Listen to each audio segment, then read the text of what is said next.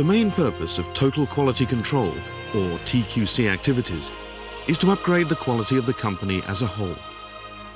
In this video series, we would like to introduce 7 new tools which will help you to expand the power of TQC.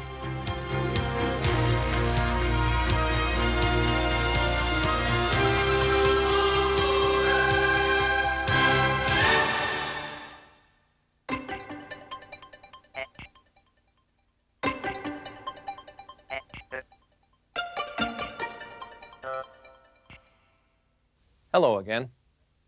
We begin our look at the 7 new tools for QC by explaining how to create affinity diagrams. An affinity diagram can be prepared by an individual or a group. The approach is basically the same. However, if a group is involved, there can be very useful discussion all the way through the process. The techniques of the 7 new tools in general and affinity diagrams in particular can be applied to a wide variety of problems and improvement projects. In whatever case, careful discussion should precede the choice of a suitable theme. A brainstorming session is a good way to tackle this. Let's take a look at how to construct an affinity diagram. We'll take as an example the theme, The Problems Faced by QC Circle Leaders.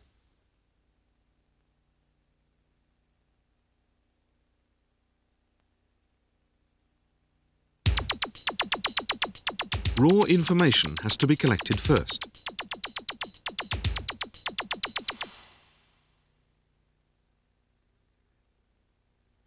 Questionnaires can be used for this, or you can hold interviews or brainstorming sessions, in which case you will need a moderator who can grasp the broad facts and record them.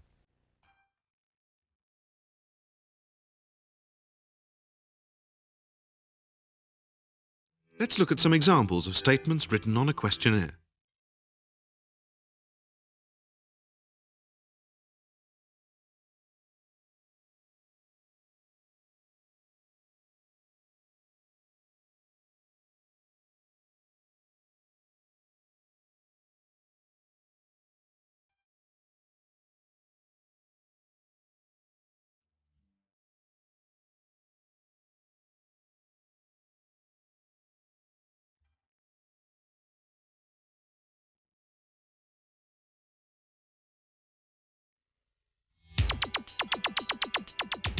The next step is to convert the collected raw information into verbal data and write each unit on a separate card.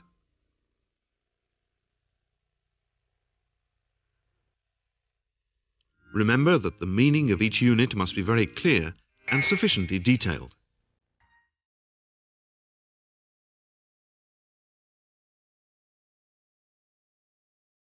We explain the principles behind the creation of effective verbal data in Volume 1. So now let's see how the questionnaire statements come out as verbal data. In some cases, there are 2 cards for one statement.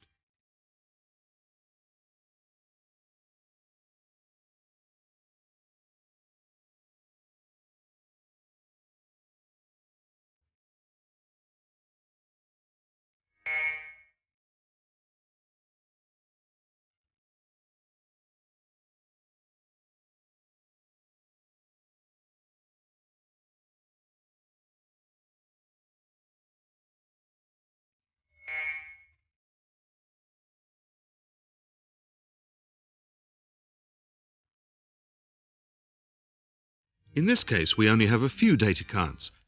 Of course, in a real situation, there could be several hundred. The next step is the collation of the data cards.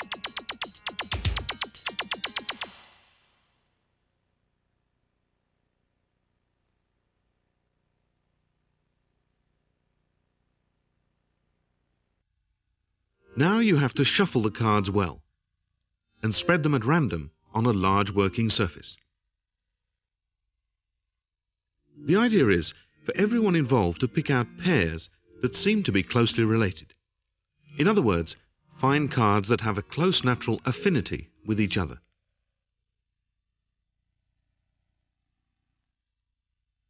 Picking out pairs is not for strict classification purposes, but rather for general collation of the data cards.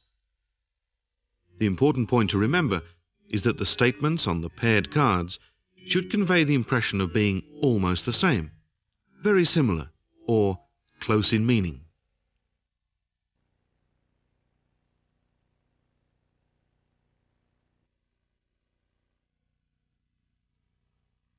The idea of this exercise is to delve into the real meaning of each statement in order to find parallels.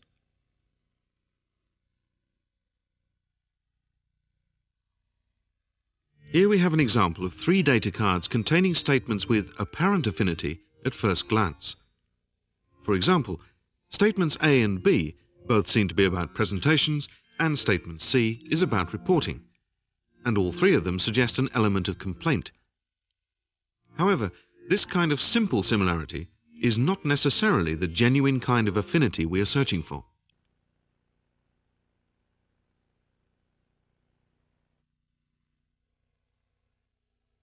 The real meaning of A, we are not allowed to join in-house presentations, is that the members of the group want to participate in in-house presentations.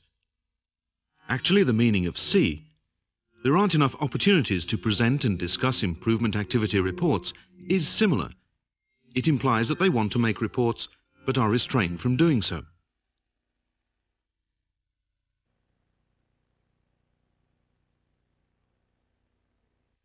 However, the real meaning of B, activities were suspended after the presentation of the interim report, is very different. The implication here could be that in fact nobody was interested in continuing activities after the presentation of the interim report. So there is some real affinity between A and C, but not between either of them and B. Now let's see whether there is any affinity between statement B and statements D and E. All 3 of them include the sense of suspension of activities, but only D and E share the idea of a theme or topic that is too extensive. In other words, D and E have a genuine affinity, but B doesn't. Some data cards, like B, don't really belong in any affinity cluster. We refer to them as lone wolves, and on average they make up about 10% of the data cards pack. There is nothing unusual about that. You can simply leave them as they are without trying in any way to force a false affinity with other cards.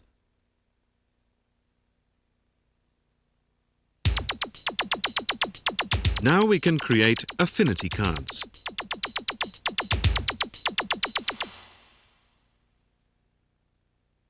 Each affinity cluster needs a nameplate to be used on its affinity card.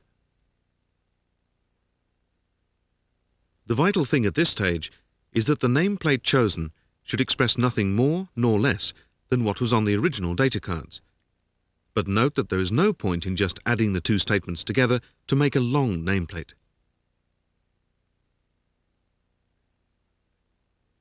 Let's think about statements A and C again. The essential meaning contained in the 2 cards is, we are willing to make a presentation or give a report, but we don't get the chance. This can be summarized as, we can't put our willingness to full use.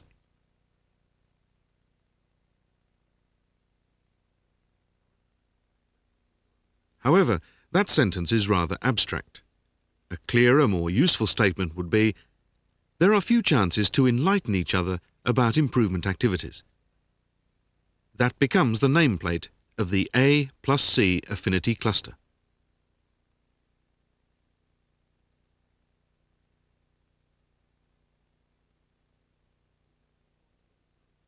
We've just seen one good example of a nameplate.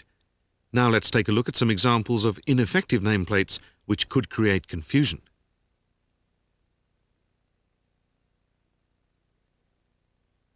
The affinity between D and E is that they both concern the theme or topic. So we could select the word theme and create a very simple nameplate related to theme.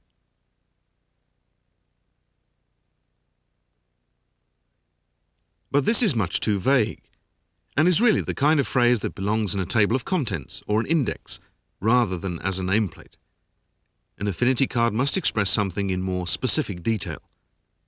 So how about adding the idea of size, which is also suggested in both statements?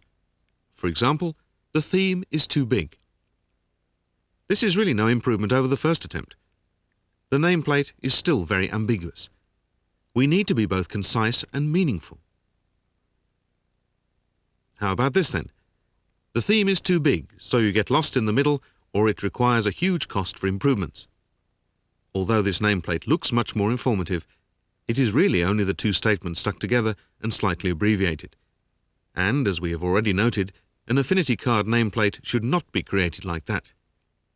So what is the answer then? Well, we want to include the idea that an inappropriate theme was chosen.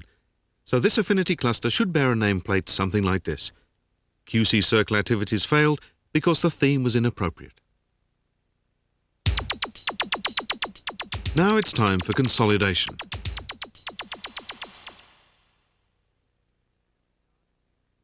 The Affinity card is given its nameplate and is placed on top of the two original verbal data cards.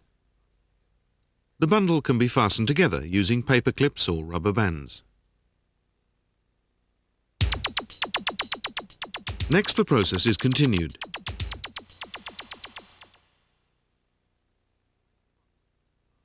You place the bundle of 3 cards back among the remaining data cards and regard it as if it were just another single card in the pack. You now continue collecting pairs of related cards by repeating steps 4 to 6. The more you continue, of course, the degree of affinity will gradually decrease, and you will be selecting with the feeling that the statements are somehow related, or have something or other in common.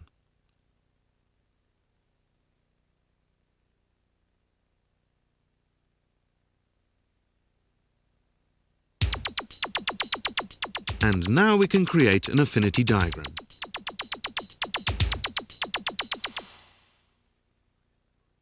When you have finished identifying affinity clusters, lay all the bundles and the remaining lone wolf data cards out on a large sheet of paper. The most important affinity cluster should be positioned in the middle, and then the others laid out as islands around it. Leave plenty of space around each one. Bear in mind that once the positioning has been fixed, each bundle will be unfastened so that all the data cards are clearly visible. Each cluster should, of course, have its own affinity card. You can now complete the diagram by drawing borders around each island and arrows to indicate interrelationships. Add any information that you feel is needed to clarify the diagram. The affinity diagram should end up looking something like this.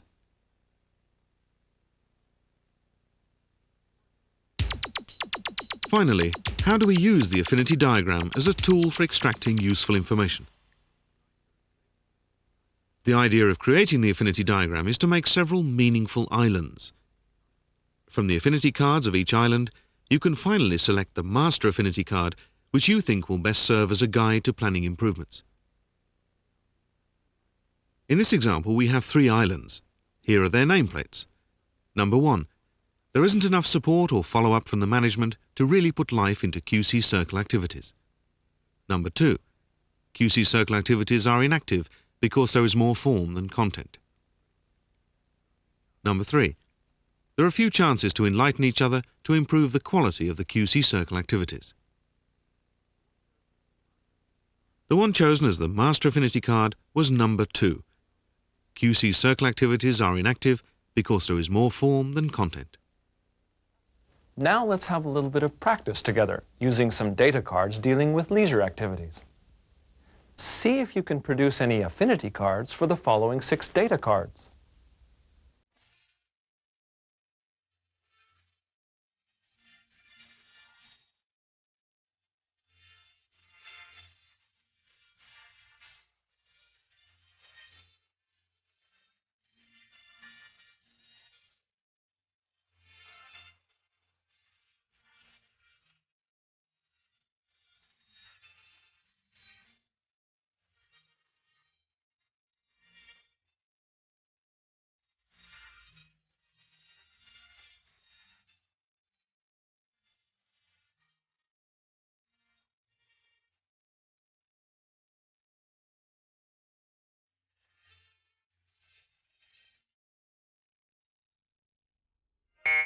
Now please stop the video and give everyone a chance to think up some answers.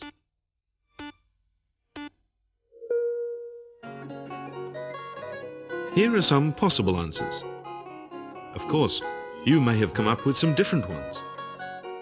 Please take some time to discuss them.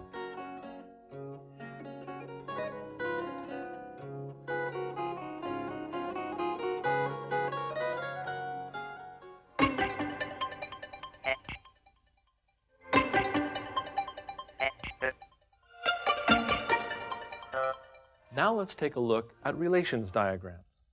The major purpose of a relations diagram is to probe into the causes of problems in order to develop solutions. There are basically two types of relations diagrams. The first is the centralized type, which positions the major theme under investigation in the middle. The other is the directional type, which extends in one direction to pursue a theme. Let's look at the procedure for creating a centralized type of relations diagram. The theme should be expressed in a simple sentence. We'll take as an example the master affinity card chosen in the Affinity Diagram section and attempt to discover the root of the problem. First, you have to define your parameters. In this case, it should be clear whether we are focusing on a particular circle, the whole company, the managers, or the group leaders. Let's look at this as a problem to do with group leaders. Each member of the group has to think of possible causes of the problem. They write them down at random on individual cards known as cause cards. Here is an example. Cause cards are, of course, another type of verbal data, so the principles we discussed in Volume 1 apply here as well. For example, complete sentences should be used rather than phrases.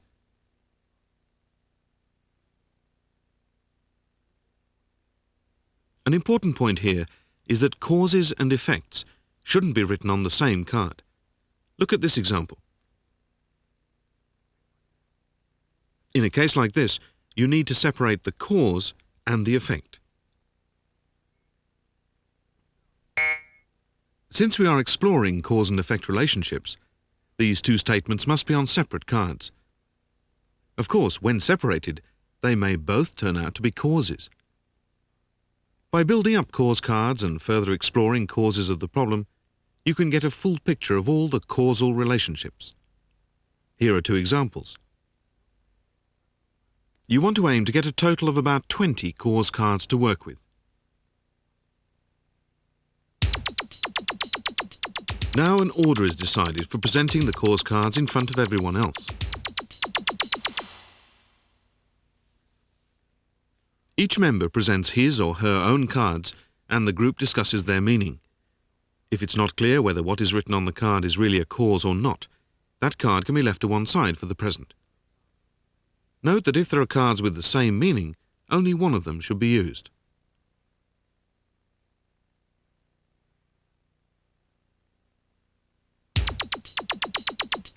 It's now time to establish cause and effect relationships.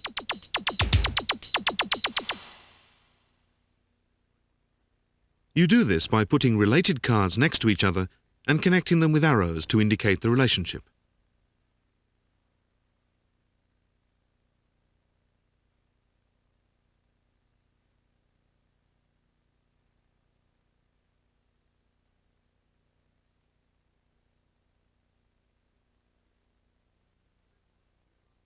It's essential to keep asking the question why as you move from one card to the next. Separating causes clearly makes it easier to understand all the factors involved.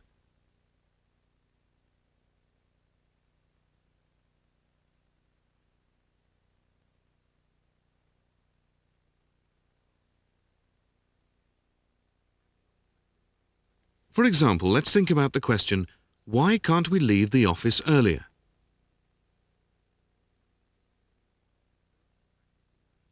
There are two factors behind this problem, each of which should be written on a separate cause card. We can't leave the office even though we've finished our work, and we can't leave because we still have work to do. If one of those meanings is missing, add the appropriate cause card. You must repeat steps 3 and 4 until you reach the point where there are no more why questions. Now you can move to look at the next person's cause cards. This process goes on until all the cards have been thoroughly discussed.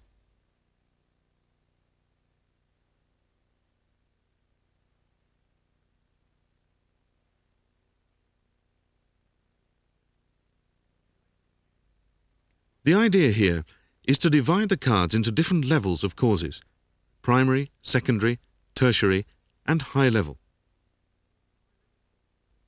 The high-level causes, those which are most closely related to the problem card, are positioned next to it. All the cause cards are connected with arrows to indicate cause-effect relationships clearly.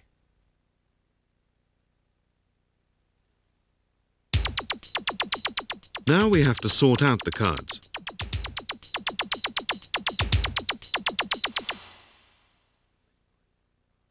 You may find some cards which have neither arrows coming from them or going into them. In most cases, they will be primary cause cards directly related to the theme. However, when the direct relationship is not apparent, you may have to create a primary cause card to serve as an intermediary.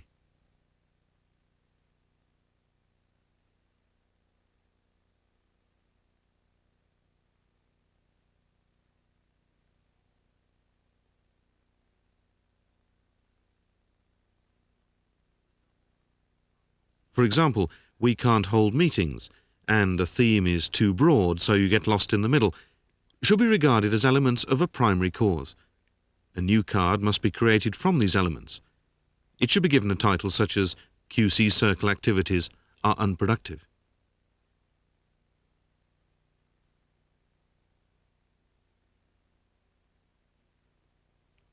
You will notice that the card "The original concept of QC Circle activities has fallen apart" has arrows coming in from several directions and none going out.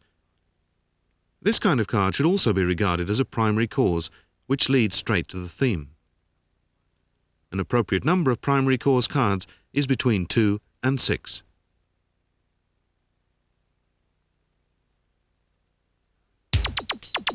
Now is the time to check the diagram and make any corrections that are necessary.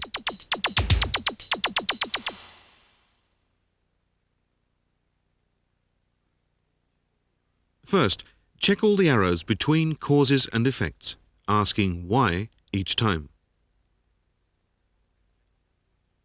Then check in the other direction, from effects to causes.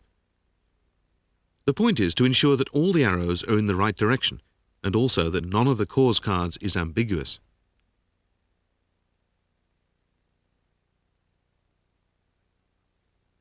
You may sometimes get a complete loop of arrows, as you can see here. Ideally, this shouldn't happen. It can indicate some sort of deficiency in the company. A way has to be found to get rid of one or more of the arrows in the loop.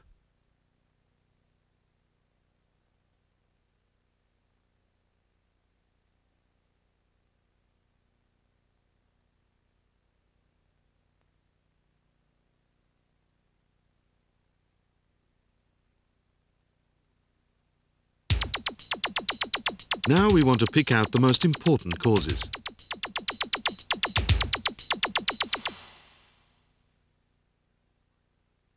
Do this by discussing the diagram together.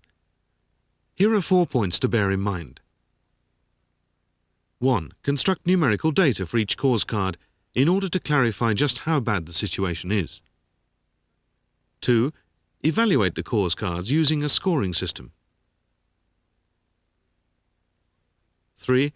To find major causes, concentrate on those cause cards which have several arrows in and out. 4. If there are several major causes, compare and evaluate them, and give them an order of significance.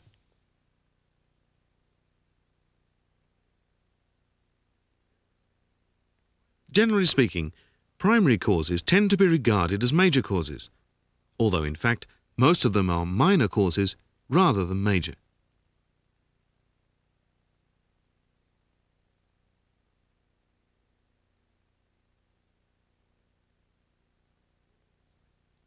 Here we have selected 4 major causes, numbered from 1 to 4. It's a good idea to colour the major cause cards to make them stand out.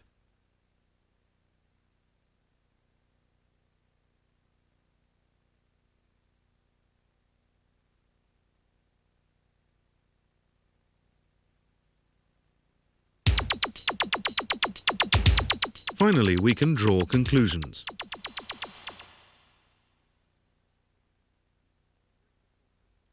Select the causes which are easier to do something about, or the major causes with the highest score.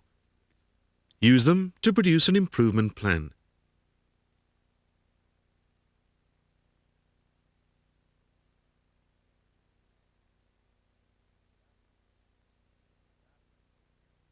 That brings us nearly to the end of Volume 2, but there's just enough time for a little practice. This is part of a relations diagram created by a QC circle of a company's administrative division.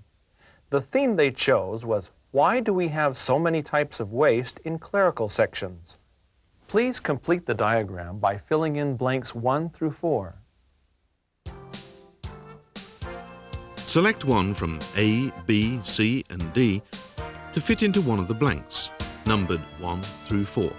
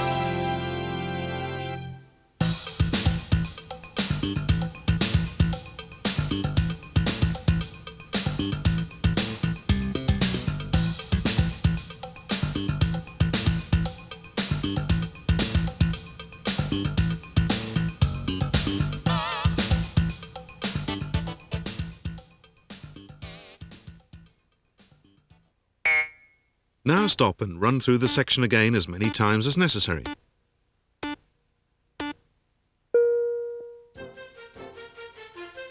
And here are the correct answers.